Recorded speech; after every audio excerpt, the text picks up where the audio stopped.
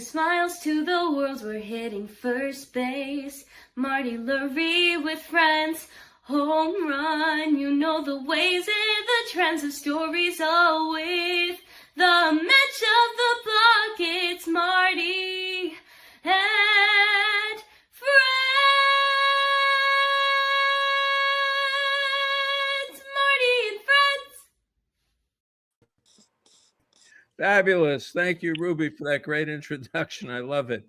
Nice to have everyone with us. Boy, what a monumental week this is going to be of Giants baseball. And so much has happened since Sunday, which was Father's Day. We thought we'd have a nice day, talk about our dads and this and that. And who knew that the whole world was going to come upside down for the San Francisco Giants, and they would come up with Rafael Devers of the Boston Red Sox, one of the great hitters in baseball today. And he is now a San Francisco Giant. He's in the lineup tonight. He's hitting third. And we're going to talk about the impact of that. Our guest tonight in our lower left, as I'm looking at it, there's my phone there, rookie mistake.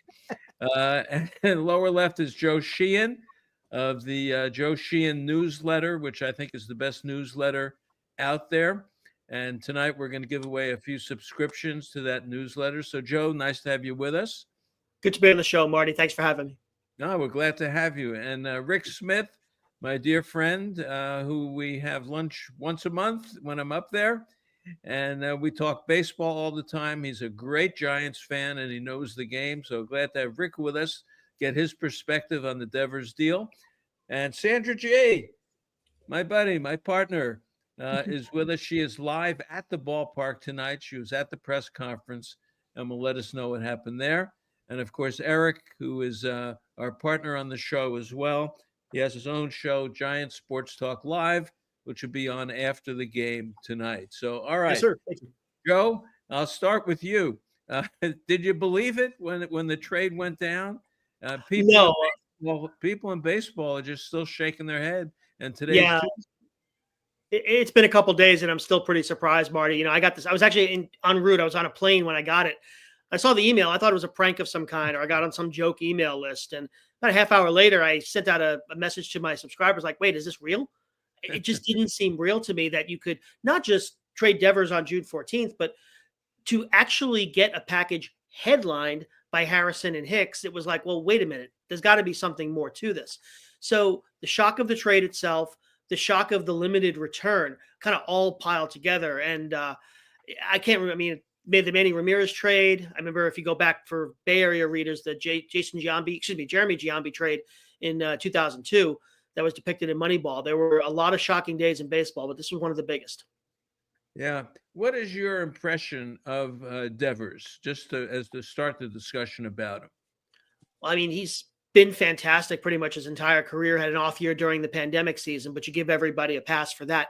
Came up to the Red Sox at 20. He was a shortstop in the low minors, moved to third base. Not a great defensive player, which is part of the underlying conversation about Devers this year, but tremendous hitter. You go back to the start of his career, he's a top 25 hitter in the majors since 17. If you just look at 21 through 25, the last 5 seasons, he's a top 15 hitter. There just aren't a whole lot of guys who bring power and patience to the plate the way he does. Now, playing in Fenway, he's also had a lot of incentive to go the other way. If you look at his distribution of batted balls, he's been willing to go the other way. He's not just a dead pull hitter, but he can pull fly balls, which is what we all want hitters to do. And in the last 2 years, Marty, he's actually become significantly more patient. He actually has a 17% walk rate this year. So he's going to get on base for you. You know, he'll be a 280 hitter, and he's going to hit for a ton of power. We'll see how that plays at Oracle. Obviously, tough place for left-handed hitters. But not only is this a great player to get, you have him locked up for the rest of his peak. And let's face it, the Giants have not gotten a ton of production from first and DH. So wherever he ends up playing, and I know he's going to start at DH, and I saw some news today that he's going to take some grounders at first. Either way, it's a big upgrade given what the Giants have gotten from those spots this year. Well, Rick, let me ask you, what was your reaction when you heard this one? You know, I thought I was missing something in terms of who they gave up, rather. I thought must be another player out there, and I was wrong. No, he fits the batting order. It makes everybody better. He's the type of player that they needed, and they got him for not a whole lot. I'll say one thing. I mean, I'm all in favor of it. Don't get me wrong, and I'm old fashioned. So he had a bad attitude there. They're paying him $250 million. He refuses to play first, refuses to DH. Now he talks about communication, and I guess today you just have to communicate better, and that's just all part of it. He didn't have a problem with that, and conversely, I think that Posey will communicate much better than the Red Sox management communicated. So I hope there's not going to be a problem, and there probably won't. Joe, a contract like this, no outs for Devers. I mean, he's here. No trade protection, no opt-outs or anything like that. Unusual, isn't it? It is. For the lack of, I was surprised there was no trade, which I just assumed there was. When you see players sign with their original team like this, it usually almost always comes with a no trade. So I was surprised to see it's a $2 million assignment bonus, which in this context isn't a whole lot of money. But yeah, he's locked up through 2033. I believe he's owed another $265 million on the deal from today. The Giants got the Red Sox to pick up the Hicks contract, so they save a couple bucks there. But it was unusual to see a player with this type of deal not have no trade protection. I'm not sure the trade can happen without that. Once you're trying to placate the player and the two GMs, it becomes much harder to make these kinds of deals. So a benefit for Buster Posey stepping in and taking advantage of that. I want to, if I could respond to Rick. Rick, I really do place more of the blame on the Red Sox front office, both in the winter. Look, you've made this commitment to Devers. I think you have to bring him in on the decision to sign Bregman, not for permission or anything like that, but to say, hey, look, you're our guy, but this player is available. They have that conversation before you sign the player. And then having convinced him to play DH, to go to him again and say, well, no, we need you to move you again. I understand the counter argument. Do it for the team. You're getting paid a lot of money, but I do think it was asking a lot of Devers and whipsawing him back and forth over the course of a few months. This is a big wake-up call. You see it in baseball all the time. Keith Hernandez, remember when he was traded from the Cardinals to the Mets? Yes, I do. Gary Templeton went from the Cardinals to the Padres. You see Nomar Garcia-Parra when the Red Sox got rid of him. You see wake-up calls for players. And look, they make a lot of money. I think this is a wake-up call for Devers. And Sandra, you were at the press conference today, and they asked him some tough questions. And I know he was programmed very carefully to just say, look, whatever happened in Boston is behind me, and whatever they want, I'll do. What was your impression of him? He's a big kid. You know, I'll call him a kid. He's 6 feet, 235. You know, Yeah. How did he look to you? And what did it sound like today? He looked happy to be here, Marty. And I'll tell you what, the Giants, they rolled out the orange carpet for him, and he was thrilled to be here and was smiling so much. There were some hard-hitting questions. And look, there's going to be more of that because the Boston Red Sox are coming to San Francisco on Friday. So that's going to be expected, and it's probably going to be a madhouse here with the amount of media that's going to be around the ballpark. But he answered to the best of his abilities, and you don't really want to be looking backwards when you're in your initial press conference. And Buster jumped in and said, hey, I like the way that he's answering these questions, and said, I want to be looking forward. But, you know, there's some part of what he was saying, Devers is that, look, it's the same baseball everywhere. So when he was asked about playing as a left-handed batter, Barry Bonds is sitting right in the front row and said that there's somebody here that was pretty successful as a left-handed batter. And when it came down to where do you want to play, or what happened in Boston, and where do you see yourself playing here, it was blunt. He will play wherever the Giants want him, whether that's at third base, first base, or just as a DH. He's willing to do it anywhere. And, you know, Rick brought up just now about, you know, the relationship and just kind of the feeling of the communication things. Right when you said that, Rick, I started thinking about Jimmy Butler, our friend from the Warriors in basketball, and just making that comparison there. Sometimes at the end of stuff, it doesn't go so well, but this is an opportunity for Devers to come in here at 28 years old and have a fresh start and potentially have a Hall of Fame career. Eric, I tweeted out yesterday that maybe the Red Sox didn't do him a big favor by sending him here, and maybe they did. They sent him to a team that can win, that should be a playoff team. The way things are starting to break down, I know it's early, but they have less wrong with them than a lot of other teams. I thought maybe the Red Sox didn't do him a big favor, putting him in a position where Eldridge is coming, Chapman is here, and you're 20. How old is he? 28? 28, going to be 29 sometime after the year, right? Yeah. 29, and your basic future is as a DH. I got a lot of responses from me. About 40,000 people responded, at least saw it. Did the Red Sox do him a favor by sending him here? Or I guess they could have sent him to the White Sox, like they could have done that, but they did send him here. Yeah, and it sounds like the Giants were one of the only teams that were willing to take on the entire contract, and I think that's what it was. And that's the strength of the Giants. They got the flexibility, and maybe, there was a few of us, in the offseason, oh, God, they got to do more. Talking about Buster Posey. They traded Taylor Rogers, remember that? And then we had no other lefty in the bullpen, so we're like, we got nothing in return, just gave up money. And it's like, okay, well, what's going on here? Well, I think maybe we're starting to see the bigger picture now. Maybe Buster Posey was ready to strike at the trade deadline. Granted, I don't think Devers was in the game plan, but it happened to come about, and Buster Posey was able to take advantage of it. Look, Boston, it almost sounds like, well, I shouldn't say almost. It's a salary dump. They got rid of the contract, and the Giants were willing to pick up every single penny of it, and they were willing to do that. I don't understand it. It's the best player. It's a franchise player for their organization. And it's, again, I still don't, I can't wrap my head around why they would do such a thing. But hey, Boston's loss is San Francisco's gain, and I'm ready. I'm ready to watch. I cannot wait till 6:45 to watch and turn on the ball game. Yeah. Man.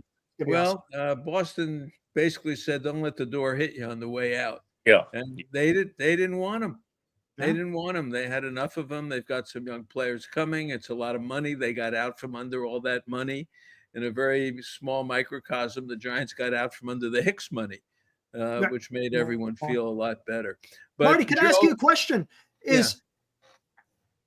Then why did they give Devers such a big contract? If they he shouldn't have had any issues prior to this. I mean, they gave him a large contract only 2 years ago, and they're already ready to just move off of it. I mean, strange. That's all I could say. Strange. Oh, Joe, I'll let you answer that one. Well, go back 6 years now, I guess. They had Betts, Bogarts, and Devers, three young stars who'd come through the system. And I think they felt at the time they weren't going to be able to pay all of them. That was one of the reasons they traded Mookie Betts in the 2019-20 offseason. People are still mad at Chaim Bloom about that. Then they let Bogarts go in free agency, which was probably the right decision given the contract he got from the Padres. Not so much the money, but the length, 11 years. And then so they were left with Devers. I do feel like they felt like they had to sign Devers, or you were losing these three stars. So losing the first two players created an environment where they needed to sign Devers. Now, one of the reactions I saw, guys, was that this contract is underwater, and it's really not. If you look at Devers' performance in recent years, you project that out. Yes, the 2031 and 2032 and 2033 years might not be that valuable.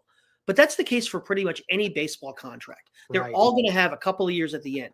But if you look at the next 4 to 5 years, his late peak, Devers is going to be a star player. And, the average annual salaries aren't all that high because it was a very long deal. So, I look at the Devers deal versus the Vladimir Guerrero deal. Devers is making 60% of the money that Vladimir Guerrero got on his deal. I would much rather have the Devers contract than the Guerrero contract. So I think this is a win for the Giants. And I think we've got to look at ownership here too. I mean, the Giants have this reputation of not spending money. I think that was built up for a while, but they were in on trying to trade for Giancarlo Stanton. They were trying to sign Harper. They did sign Carlos Correa, which everybody forgets about. Then he failed the physical. They were in on Judge, but for Judge wanting to be a Yankee might have landed him. And then, of course, now we have Chapman, Adames, and Devers. So I do think we've got to look at not just Buster Posey, but ownership as really stepping up in a way like the Steve Cohens and the Stan Castens, the Guggenheims in Los Angeles have done in recent years. Well, we got a are you question. telling me that they couldn't make a better deal for Devers, Boston? I'm talking about.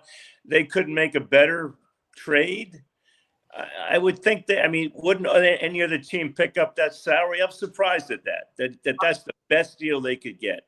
Well, Guys, I was going to say God, sorry, Sarah. something that I thought was so interesting in the presser today was that this as quickly as things happened on Sunday, this didn't happen overnight. There apparently was 3 to 4 weeks of conversations between the Giants and the Red Sox with Manassian and their front office over in Boston. And then it really ramped up and picked up in the last 10 days where Buster was getting involved with negotiations. So as much as this was like right before first pitch, and Bob Melvin today was saying how he was worried about getting the lineup in there because you got Harry as your starter on Sunday Night Baseball, Giants versus Dodgers in LA. And boy, that sure happened fast. But in reality, this was 3 or 4 weeks cooking. And that's when it all began. So that's what I was thinking too. Wow, this happened so fast. And was there really no other market? So that's a really good point to bring up there, Rick. I do think the Red Sox, to me, this trade reads like a tantrum to me because of all the conflicts, but also too, Rick, I think they wanted to get out from under the money. Yeah. The Reds actually pushes them under the tax threshold this year. And we'll see what they do with the trade deadline, maybe go back over it. But it looks so much like a salary dump because, as you say, the return looks so weak. And look, Kyle Harrison may still be a guy. And, the first round pick from last year, he's not a highly regarded. He's highly regarded in that he was a first round pick, but it's a low upside prospect. He's probably going to be a low average hitter, draw some walks, hit for some power. There's no, you think about what the Nationals got for Juan Soto. There's no James Wood in this deal. There's no Mackenzie Gore in this deal. And I think the Red Sox valued the money more than they valued getting back better prospects, which is why they ended up making this deal. And I had people come to me and say, why didn't they at least get Eldridge in the deal? Especially if Devers is going to, play some first base.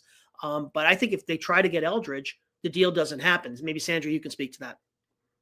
So, but Yeah, no other made it better to him, obviously. It was just a salary dump. That's hard to believe, really is. Well, it's incredible. I think salary dump and the relationship was so fractured that at a certain point, you can't recover from that no matter what. And I think just the transparency with, like Joe was saying, you sign him and he's your third baseman and then, you're not. And that wasn't communicated well. And that's where the Giants have the benefit here of having Buster Posey. He's a ball player, guys. He's going in the Hall of Fame. And that goes so far when you're trying to talk to players and have just that respect and that communication. So he's been in those shoes, and I think that goes really far. But I think ultimately just the relationship was so fractured that it was just irreparable. Well, Devers has got to relax because he's here for a while. So, he can sign a long-term lease in an apartment. He's not going anywhere. Afford one too. But Yeah. I'll tell you, he's one of the premier hitters in baseball. If this was the off season, he would never consider coming here. There'd be no chance. And they actually got a guy in this lineup now. Then he's a number 3 hitter, right, Joe? He'll hit third, I guess. Having Jung-Hoo Lee is an issue because you've got the 2 lefties. You might have to have back-to-back. We'll see what happens when Chapman returns. But Sandra, you've seen the lineup. He's hitting third tonight, right? He is hitting third. He's our DH today, and he'll be wearing the City Connect jerseys, which is always weird when you have someone making their debut in the City Connect. But we'll see him tomorrow in the cream uni. Marty, he's the best hitter they've had since Peak Posey and the best left-handed hitter they've had since Bonds. Yep. I'm sorry, I didn't catch it. He's the best hitter they've had since Peak Buster Posey and the best left-handed hitter since Barry Bonds. Yeah. So what do you do with him? Now, Rick, I'll let you answer. What happens to your boy Wilmer here? I love Wilmer. He's kind of got the straw, but Wilmer's probably the only player on the team that could handle it as well as he's going to handle it. He's going to understand it is better for the team.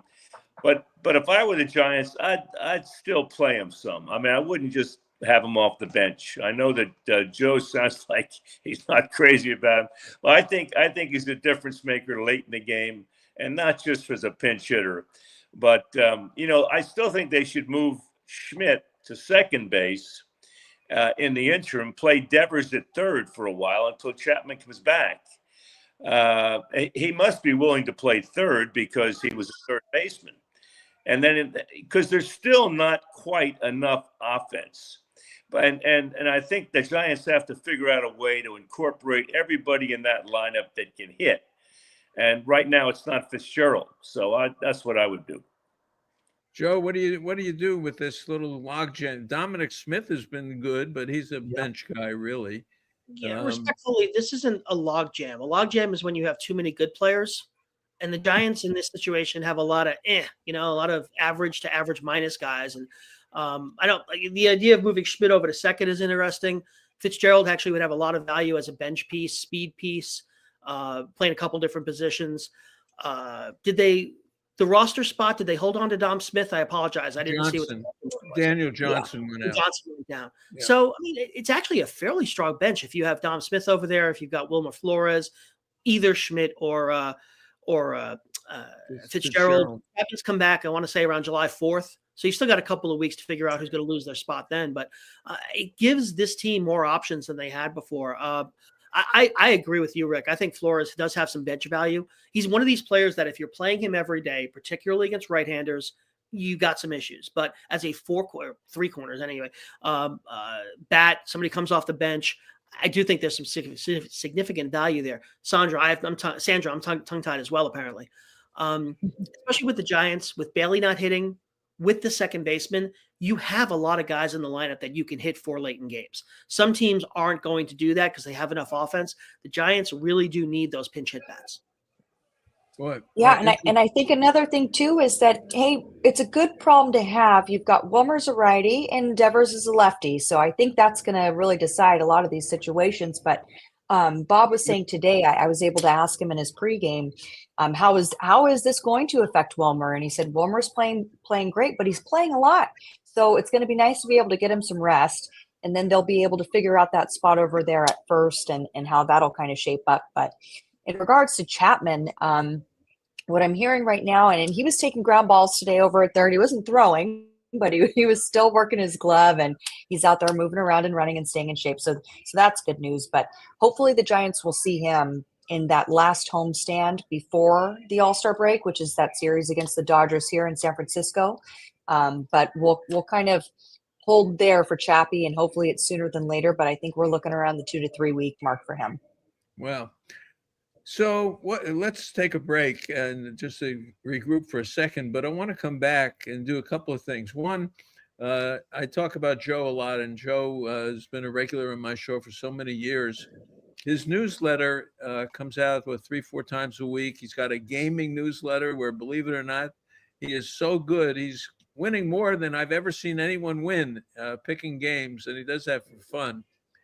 But every year, I like to give away some subscriptions to Joe's newsletters. And the way we do it, just email me. First, subscribe and like the show. We like subscriptions. And then email me, martylurie@yahoo.com. martylurie@yahoo.com. And let me know why you'd like a subscription to Joe's newsletter. It's really excellent. And it's this kind of discussion. And we'll take care of getting a number of them fulfilled for you. So we do that every year, and I want to be able to do that. Secondly, we'll take a break.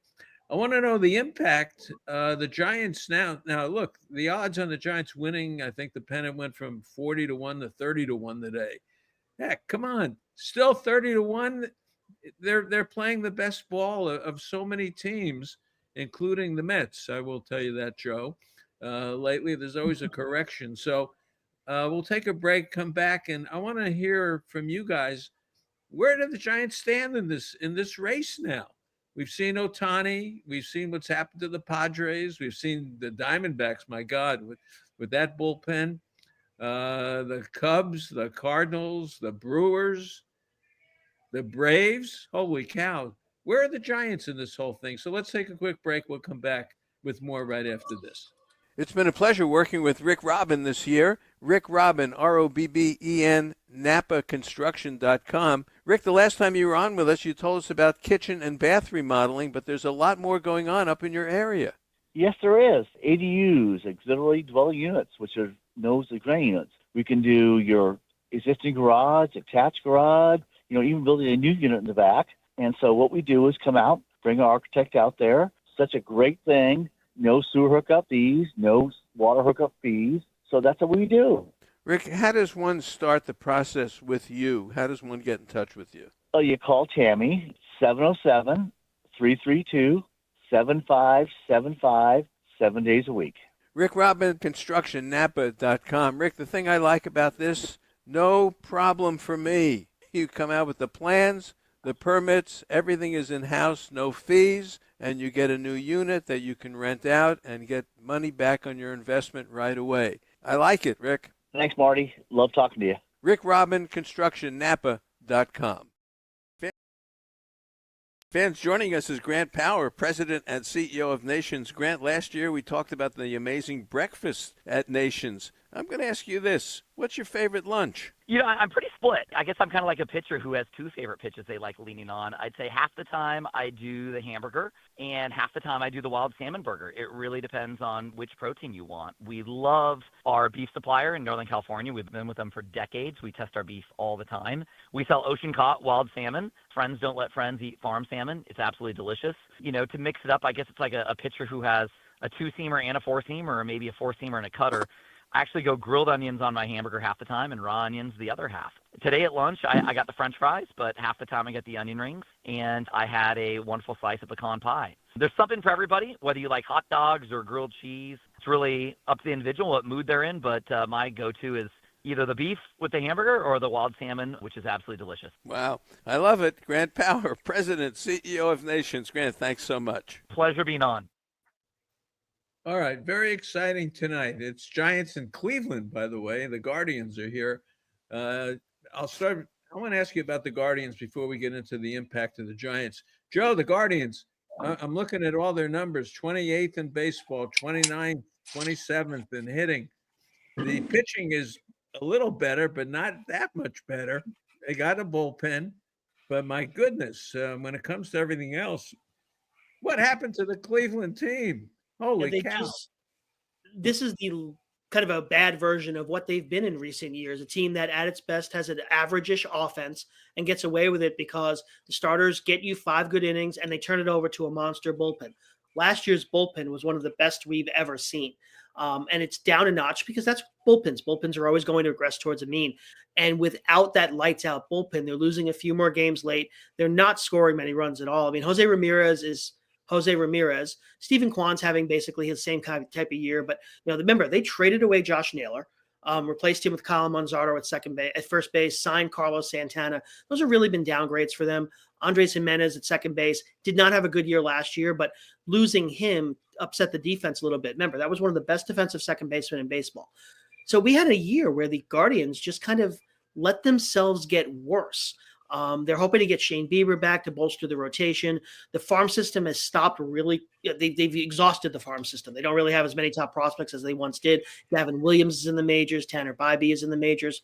So it's a little bit intentional, Marty, because they don't spend money, because they trade away guys for payroll reasons. So I have a hard time kind of feeling sympathetic towards them, but they made themselves worse.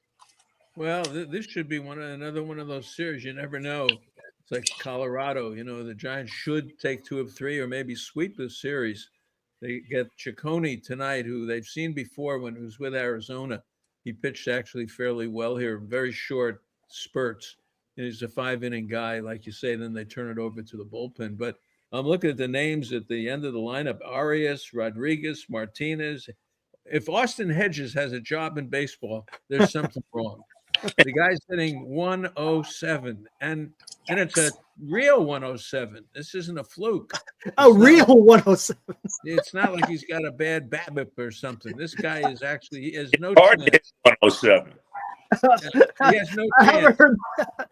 A real 107. That's something no out of the 1968 season. Ray Euler or somebody like that. Really, I'm looking at these numbers and names, and so that's Cleveland tonight. This is a pregame, so there is a game coming up. But all right, let me start with Rick. Rick, where do the Giants sit in this thing, as far as you can tell, with the division? You know, we got 70 games down already. You know, we're in the 70s now. You know, I thought for the first 2.5 months that they were playing a little bit over their heads, honestly. I mean, it was all great, but it was all pitching. They couldn't hit. I mean, it was painful, and especially in May when they couldn't hit. Now they got somebody in the middle of the order that has a great reputation. He's a known hitter. It's kind of like Manny Ramirez, that type of hitter, or Guerrero. So he's going to make that much of a difference where they're going to be for real. I always thought I felt they were fortunate the first 2.5 months. Now they're for real. I think they're going to contend. I don't know if they can beat the Dodgers, but I think they're as good or better than San Diego and Arizona for sure. And they'll be a wild card team. All right, Sandra. I think they're the real deal, guys, and we got to get Chappie healthy and get that defense back here. But like Rick's saying too, it's not a fluke anymore. The numbers are what they are. They were competing for first base and or first place, but they basically had to punt on Sunday, and they could have potentially come out with a winning series against the Dodgers in LA this weekend. So I think there's something to say about that. And we've got Verlander, who's going to be pitching tomorrow. Bob said we're hoping to get about 80 pitches out of him. He threw somewhere around 60, but that was in Colorado, and you got to think there's the altitude and everything back there, and that was his first real showing. So I think the Giants are on the up. You've got Robbie Ray, who's just been absolutely fantastic. Of course, Logan Webb, who's your ace. And when it comes to pitching, the Giants are fantastic. And the bullpen has been a little shaky here and there, but I think for the most part, you're dealing with the best bullpen in baseball, which has been a strong suit of the Giants over the past couple years. And let's be frank about it, Devers is going to give you some runs. And so if we can get some insurance for the starting rotation, I think that we're in really good shape. Joe, you know me. Every year, you and I go back and forth on this. I go Giants, Giants, Giants, and you add up the WAR, and it never adds up properly. This team looks pretty good, I must say. I want to get your take on Devers and what he does for the Giants vis-a-vis everybody else. Yeah, the last 3 years, my pessimism has played out. But this trade, if you look at the National League right now, you do have the Mets, Cubs, and Dodgers with some separation. Dodgers only have a 2.5 game lead on the Giants, but you look at the underlying numbers, we expect the Dodgers to win that. But this wild card race there's a lot of teams in it in the National League, and this is a separator of a trade. You look right now, I believe they're 1.5 games ahead of the Padres today. And you have this clump of teams that's probably going to end up winning 87, 88 games. And to add, we'll call it sabermetrically 2 to 3 wins, is going to make an enormous difference for them in terms of making the wild card, possibly getting the 4 seed, which gets you the home games in that first round. And I think the value could be even greater just because in terms of putting a lineup together, when you add that much on base percentage, that much slugging to where your good hitters already are. You think about Lee, you think about Chapman, he'll be hitting around those guys. You can create additional runs through the chaining effects. So not to get too technical, but I think this deal actually looks even better for the Giants than it might in a kind of a raw WAR standpoint. This could be the move that puts them into the playoffs, in part because they couldn't, I don't think, rely on that bullpen to shut teams down all year. You look at the talent, you look at the underlying numbers, I think that we could expect some regression there. Sandra, you mentioned the starting pitching. The pitcher development of this team, I think you really got to look at. They were able to trade Harrison because they've brought along a Landon Root, because they've brought along a Hayden Burns. It made Harrison expendable. So I think the starting rotation and the offense are going to be a bigger part of this team's success than the bullpen necessarily will going forward. And I don't think Posey's done. I think as we get closer to the deadline, they're going to be in the market, maybe for a back-end starter, depending on how Verlander pitches, certainly for some bullpen help. Yeah, I agree. I think that Posey is not done. I think it's like a shark in the water. He's tasted it. Marty, I think that Buster's comments after the Wade getting DFA'd and that big move a couple weeks ago now, was it? It's time to go. I think that quote is going to go down as one of like the biggest quotes. And I do see a trophy at the end of this year for the Giants. I really am feeling it. And Marty, you spoke to it earlier in the season. Something special is happening here. And when you start seeing moves like this coming together, and we're just remembering Posey saying, it's time to go. It's time to go. And we're seeing that. And like Joe's saying too, I don't think he's done. No. Marty, Well, can I piggyback on that? I made a brand new hype video. I'm going to air it later tonight, and I got the it's go time in there as we speak. Now, here's the thing, and there's kind of a chronological thing here, because with Wade, he talked about it. It's go time. He goes out there, he gets Dominic Smith, brings up Daniel Johnson, and then do you remember? It wasn't that long ago. Matter of fact, it was a couple of days before the trade happened. He was talking about the Sabian trade for Carlos Beltran in 2011, and he talked about how he liked that trade and how Sabian went about to make the team better because of his catastrophic injury. He was willing to go out there and make the team better, and lo and behold, a couple of days later, he pulls off this massive trade. So there is something to this. The Buster Posey, as you said, Marty, he is a shark in the water. And look, they got $20 million left to get above the cap. So I still think that they're going to make some moves. And real quick, Joe, to what you were saying as well, talking about the lineup, I like that Devers is batting third and Adames is second, because now I didn't even think about this when I was thinking of my lineup last night. It gives protection to Adames now. Now you got to pitch to Adames because you don't want to face Devers coming up right behind him. Is that with Lee back in the leadoff spot? Yep, Yeah. It's Lee, Adames, and Devers is the 1, 2, 3. Yeah. And not only that, but it also takes a little bit of pressure off of Adames coming here and being the big free agent signing and having so much pressure. And it's not, I don't think, external. Of course, everybody wants to see him do well, but I think it's kind of like an internal thing where you really do want to show that you're worth it. And he's just such a great guy. And you see him out there, the first to congratulate everybody coming in the dugout. And after them doing well, we want to see that for him as well. But I think it goes both ways, just, on the field, of course, but just a little bit of the mental side of the game where he can relax a little bit. You've got another big bat here, and that's going to do well for Adames, I believe. Yeah. Well, tell Adames not to swing at stuff that's in the other batter's boy. box. Okay? Yeah. If you tell him to do that, then I'll believe it. Trust me. So go ahead. Joe, I know you're ready to say something. Oh, I was just going to say, all of these quotes from Posey, what you said earlier, Sandra, about he's been working on this deal for a while. Now going back and thinking about all those quotes while he was working on this in the background, it puts them in a different context. He knew what he was up to, whether he was going to complete it or not. But I look back at that, it's go time now. I'm like, oh, okay. He knew what he was working on. Joe, give me a downside of Devers here. It looks like he can pull. He could go the other way. Hard hit ball rate is good. BABIP is a little bit above normal. But what is it about Devers? How do you get Devers out? What's the Achilles heel for Devers?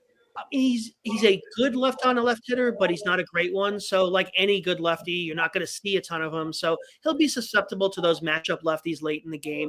He can get a little chasey. I mentioned earlier his walk rate really spiked over the last 2 years. There have been times in the past that you've been able to get him down and in, down and away. And like any left-handed power hitter, you're going to want to keep him off the plate and see if he'll chase. So that I think will be the approach for most pitchers against him.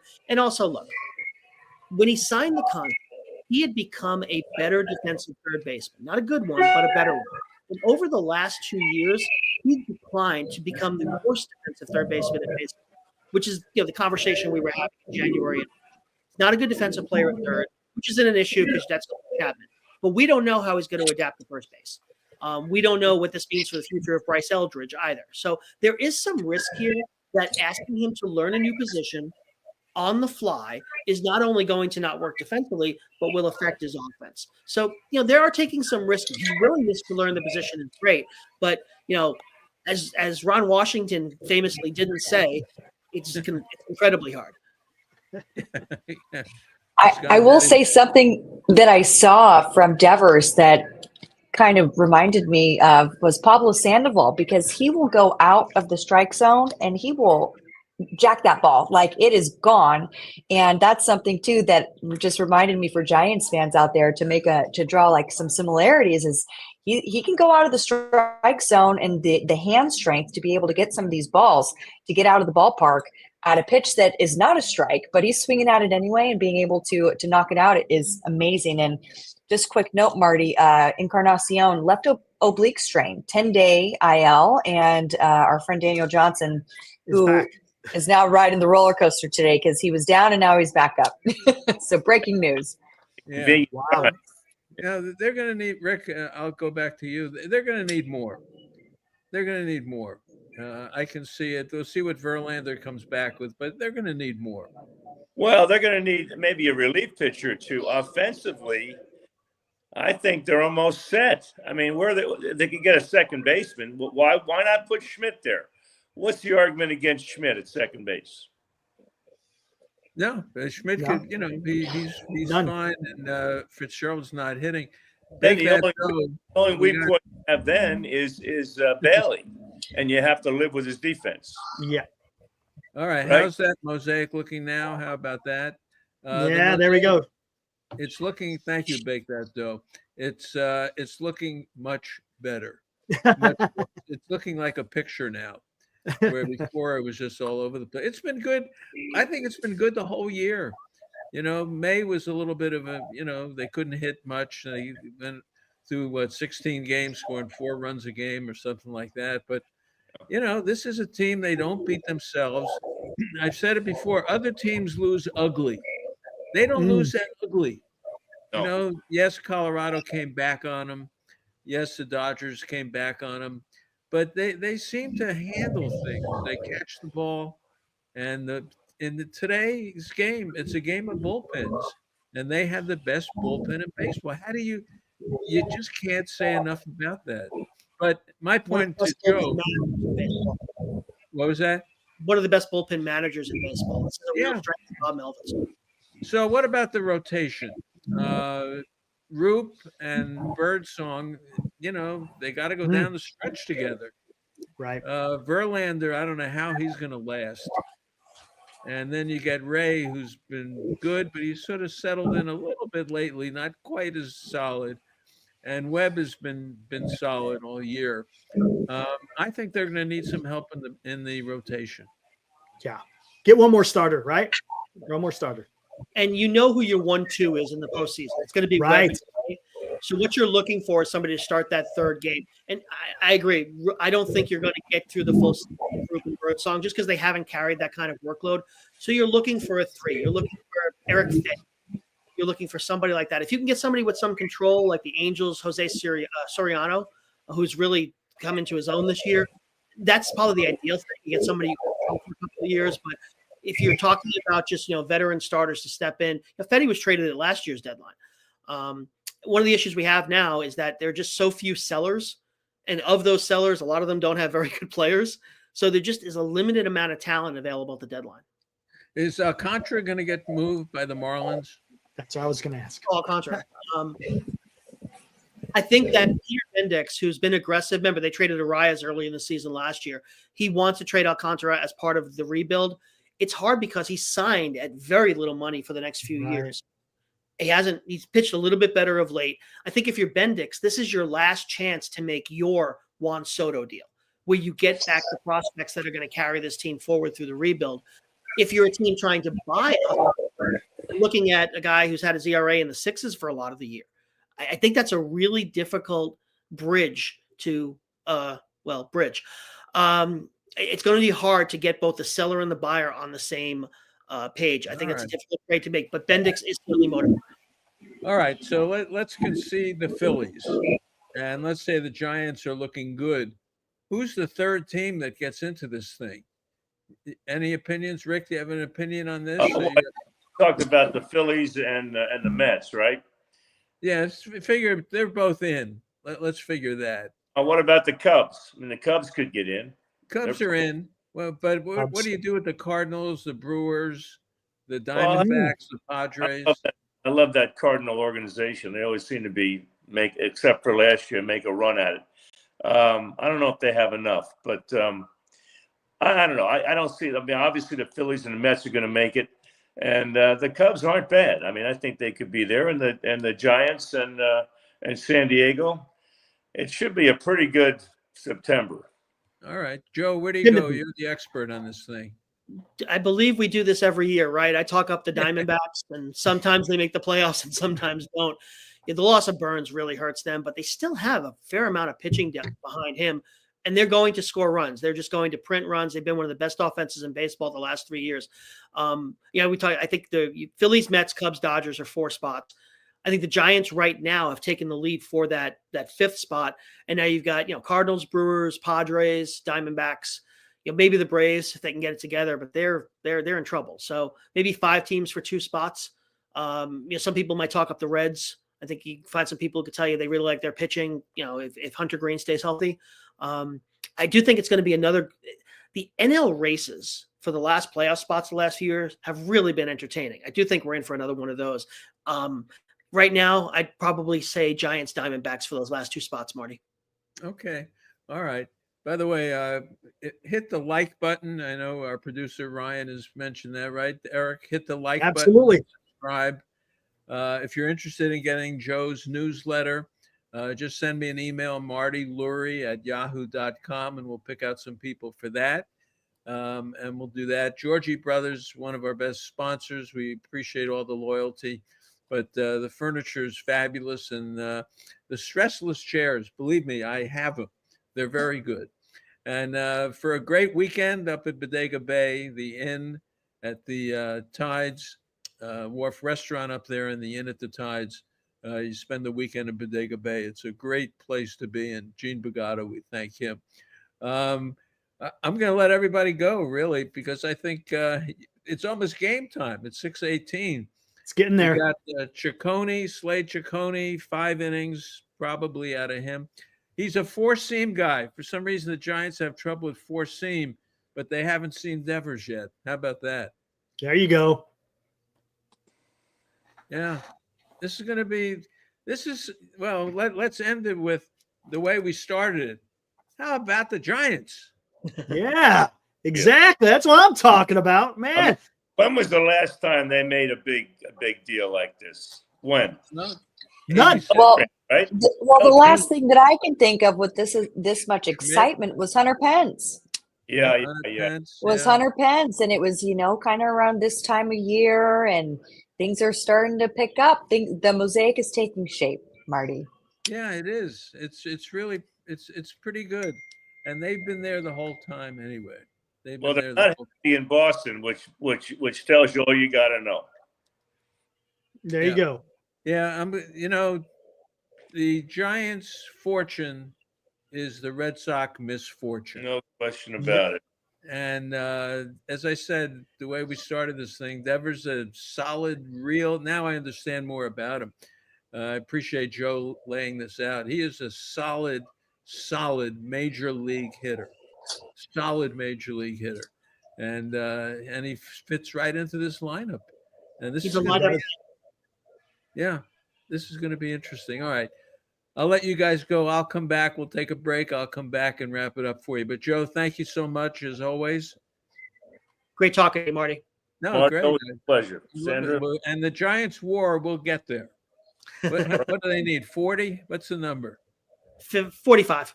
Yeah. 45. All right. So that's the number. And Rick, thank you for doing this. Sure, Marty. Good seeing you. Joe? Yeah. Sandra? Rick, thank you for the kind words, Rick. Appreciate that. Yeah, sure. I meant that, Eric. Tk you. Rick and I make $5 bets all year long. And whenever you want, Marty, just keep betting. Well, now that Arenado is 52 years old, I can't be expected to bet. It's true. Tortured me with that. All right. We'll see you guys. All right. Take care. Sandra, thanks so much for coming in. Absolutely, guys. Thanks for having me on, Marty, and I'll keep you posted on what's going on over here. All right. Joe, you thanks guys. again. I'll be in touch with you, Joe. Thank you. Thanks, all. All right. Eric, hang around. We'll take one more break, and then I'll come back. Sounds great. And wrap it up. Okay. See you guys. All right. Hey, it's Marty, and I'm here to tell you that it's time to discover the islands, and of course that means River Islands. They're celebrating 10 years of bringing the good life to Bay Area homebuyers. What's more, Del Webb, one of America's best-known builders for active adults in the 55 and over crowd, has just opened 3 neighborhoods at River Islands. They're building a huge community center on its own lake, all for buyers looking for a great lifestyle and a little less maintenance. I like that. Homes are priced from the 600,000s. Start your tour online at riverislands.com. Isn't it time for you to discover the islands? It sure is for me. Fans, great news. If you enjoy Original Joe's, there's a new Original Joe's coming to Walnut Creek, opening late May, early June. Let me tell you a little bit about it. It is going to be fabulous. 300 seats, 13,000 square feet, 3 outdoor patios with 90 outside seats, a full exhibition counter and cocktail lounge. You know, that's the best. And the cocktail lounge will have a multitude of TVs to watch the Giants and the dreaded A's if you want to. It's the first opening of an Original Joe's in 70 years in a new market, and this is really going to be something. 9 years since opening in Westlake, so this is going to be fabulous. It will have a private dining room with accommodations up to 40 people, with its own private bar and patio. It fits Walnut Creek like a glove. This is going to be something else. I can't wait to do some events at the new Original Joe's in Walnut Creek, coming late May, early June. All right. All right. Well, we have Hey, a new look at that. Who's that little fella? This is KO. KO. He's named for K.O. Mullins, who was a cartoon character when I grew up. And hey, are you a good puppy? Oh my gosh, Good adorable. puppy, right? He's a good That's puppy. a great puppy. Yeah, he's a good puppy. What do you think of the Devers trade? Good? You like it? Oh, okay. He Hope likes it. All right. You like Devers? Give me a kiss if you like Devers. Come on. There you go. Very good puppy. Very good puppy. Oh, right. that is awesome. KO. This is KO, and he's got that. Show him where you got the left hand. Got you in the eye that time. There you go. Oh, there. All Beautiful right, that's dog. KO, and I'll turn him back over to beer can here. All right. That was Awesome. fun. Well, Awesome. that's fun. It's a good show, Eric. Thank you for helping put this together, and Ryan, You bet. thank you Absolutely. so much for doing this. We'll get better on the chat. Yeah. Oh, yeah. When we have a lot of guests, yeah, it's just hard the way it is. It's hard to do it, but this will be fun. This will be fun to give away the newsletter to some people. So it's Marty Lurie at yahoo.com. Yeah, let me put that hit back the up like there. and subscribe, and let me know you've done that. But the over/under is 7.5 tonight. What do you think? Ooh. How is it? What's the temperature like in San Francisco? Yeah, that's a good question. I don't know. Yeah, see, I don't know if the wind's blowing or if it's because it's warm here in the valley. I don't know what it's like in the Bay Area. If it's anything like it is here, and it's not going to be like in the Central Valley, but if it's a little bit warmer, I might have to go with the over on that one. These are two good bullpens. Right. I think it's going to be under tonight. Yeah, and Ray's not going to give up many. No, and this Ciccone, Flores 1 for 5, Lee 0 for 2, Yaz 1 for 2 with a homer. Giants lineup: Lee, Adames, Devers, Ramos, Dominic Smith, Schmidt at third, Yastrzemski, Fitzgerald, and Kinzer in there tonight. Okay. They still need some offense. Don't kid yourself. But this guy hitting third is not an Encarnacion. No, you know what I mean? It's not. This is a hitter. This is one of the best major league hitters. He's just an East Coast guy, and we don't see him. Right. So we don't see him every day. He'll play every day. This is not a guy who's sitting on the bench. He comes to the park to play, like Adames. They come to play. But he's an East Coast Boston guy, and unless you're into the Boston and the Yankee rivalry and all that, you don't see him all the time. Mm-hmm. Right. So I can't tell you exactly what he's going to do. But now that we've all talked about it, it's obvious this guy can swing the bat. Absolutely. And, maybe he's going to be a little bit more at ease. You don't have all you don't have the outside noise of the media from the East Coast that you do over here. So he's going to be a little bit more at ease. So I hope he settles in and look, he's going to do what he's going to do. Well, he's 3 for his last 18. and he did hit the home run to beat the Yankees on Sunday. But he's number one in walks, 56 walks. I saw that. He's got a huge, good on base percentage, obviously. But look, when you don't have anybody behind you, they're going to walk you. right. So that's part of it too. But 56 walks is a lot. But he'll have someone behind him, and people will have to pitch to him. But I don't know how you pitch to him yet because I just haven't seen him play enough. Exactly. But from Justin, this guy, he's a matter of fact, he joined my my live stream yesterday. He's a Boston Red Sox fan, and he came in giving his opinion about what happened. But yeah, he's a Devers fan, and he's still wishing him luck. Thank you for the $2, Justin. Yeah, and both Justin, as long as we got you, tell me about what do you think about him? How good is this guy as a hitter, Justin? There you go. Yeah, we'll stick around for a little bit, Justin. Let us know. Tell us give us the synopsis on Devers. Yeah, but I like, the 1 through 4. I like, right? Well, look, Lee is good and bad, but he's got 5 triples. He can run. He does get into that thing with the ground balls to second and all that. But right. Lee's fine. Mm-hmm. Adames is starting to hit a little better. Yeah. He's just has to lay off that pitch away from him. He does. If he gets the fastball up over the plate, he's going to crush it. So the Dodgers are struggling. They have a bullpen game tonight. They've got Dryers starting tonight. Here's Justin. Devers can hurt pitchers, especially in the clutch, so he's definitely going to enjoy San Francisco. Okay. There we go. That's what we need too. We need some clutch hitters in the lineup. And I like Ramos hitting 4th. Maybe he'll get a little bit more RBIs. We'll see. Yeah. And then Dominic Smith.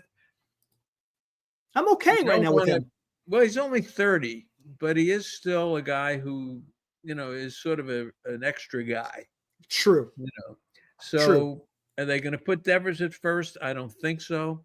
I think what's going to happen is Flores will play some first, and then Schmidt will end up back over there when Chapman comes back. Devers doesn't play first. The ball finds you at first, and it's unfair to Devers to do that to him. Just let the guy hit. Just All they want, he's here for one reason. Hit. That's it, pal. Hit Yep. and be a good teammate. And this is a wake-up call for him. So I think it's going to be good. And then look, in the offseason, you want to work on him in the offseason and in spring training next year. We got him for another 8 years, right? You don't need to rush him. Keep him in shape. He's 6 foot 235. He's a big kid. He's a big kid. Yep. He is. But the bat plays. And for this team, that's going to be the big deal. The bat plays. So that's it. So Robbie Ray 8-1 tonight. 255 earned run average. Lefties 206 with a homer. Righties 197 with 5. The thing about Ciccone, with runners in scoring position, 3 for 20. Ooh. And with 2 out, 0 for 9. So he can He throw. bears down. Yeah, he can throw. First time through the order, 095, 4 for 42. Then they hit 405 against him. Then 313. Wow. So for Ciccone, if you don't get him the first time through, don't worry. It's going to happen. It's going to happen. And for Robbie Ray, he's been steady all year long. Austin Hedges against Robbie Ray, 2 for 25. Oof. Okay. So that's 080. That's actually almost his batting average. Right. That's Hedges. A real 107. The guy hits a legitimate 107. Impossible to hit. Impossible. I have no idea why he's playing. Really. I don't. All right. Well, it's almost 6:30, so game time 15 minutes. Yeah, let's get out of here. We'll be back post game on Sunday. Yes. Post game on Sunday, we'll be back with Larry Kruger. Right. He'll be back with us too on Sunday post game, and then I'm on 9 o'clock Sunday morning on KMBR. Right on. All right, Ryan, great job, pal. Very good. Thank you for everything, and thank you for all the comments. And this is an exciting day in Giants baseball. It sure is. As they said on Casablanca, welcome back to the fight. This time, I think our side will win. There you Buster go. Posey, welcome back to the fight. This time, I Nice. think his side will win.